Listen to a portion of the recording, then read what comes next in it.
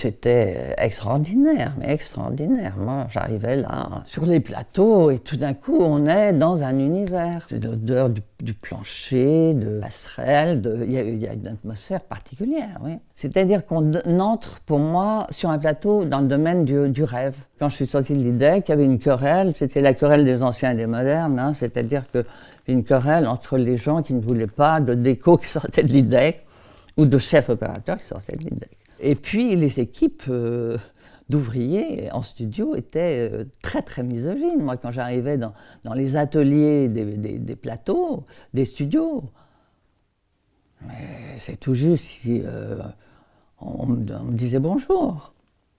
Il a fallu se faire accepter aussi par les ouvriers.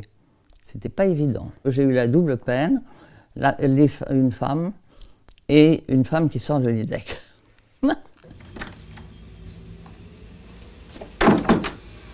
Bonsoir. Oh, quelle tendresse. Tu as l'air en pleine forme.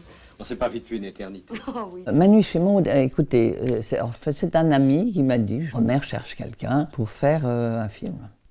Est-ce que tu voudrais le rencontrer ?» Alors j'ai dit, moi, j'étais très étonnée parce que, lisant les critiques dans les cahiers du cinéma de Romer et des autres, Rivette, Truffaut, etc., je me suis dit, mais c'est dément.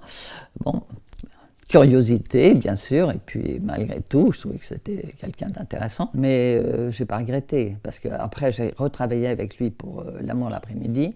Et là, vraiment, j'ai découvert. En plus, il donnait des cours à la Sorbonne sur l'expressionnisme allemand, à l'époque où j'ai travaillé pour lui sur L'amour l'après-midi. On s'est bien entendu. C'était pas un personnage très bavard, mais c'était un personnage. Eh bien, mes amis, je trouve que vous puez drôlement l'eau bénite, tous les deux. Vous voulez boire quelque chose? En fait, le metteur en scène, c'est rarement ce qu'il veut. Il n'a pas toujours l'imagination pour... Donc, il faut proposer des ambiances, il faut rentrer dans l'âme du scénario d'abord. Et puis, savoir aussi comment les comédiens vont pouvoir... Moi, c'est une chose qui m'a toujours tracassée, c'est-à-dire que je voulais que les comédiens se sentent bien dans le décor, dans mon décor. Les grands chefs décorateurs du début du cinéma étaient des décorateurs de théâtre, immenses décorateurs de cinéma. C'est, je crois, le plus grand. Mais lui, il a fait tous les films de René Clair, même lignée que Lazare Mersenne, grand décorateur. Bernard Évin, que je vous signalais tout à l'heure, qui a fait tous les films de Jacques Demy. Pierre Guffroy, qui a fait tous les films de Polanski.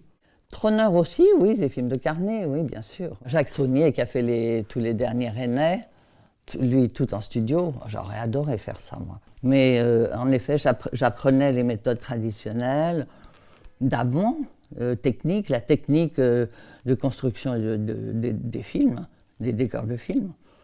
Et la nouvelle vague arrivait avec la caméra à l'épaule, voilà, dans la rue, dans les décors naturels. C'était du monde qui se confrontait et qui ne voulait pas les uns des autres. Mais c'était une passion, hein, moi, ce métier. D'ailleurs, j'entrais en religion, moi, quand je commençais à travailler, plus rien n'existait. It's a wrap.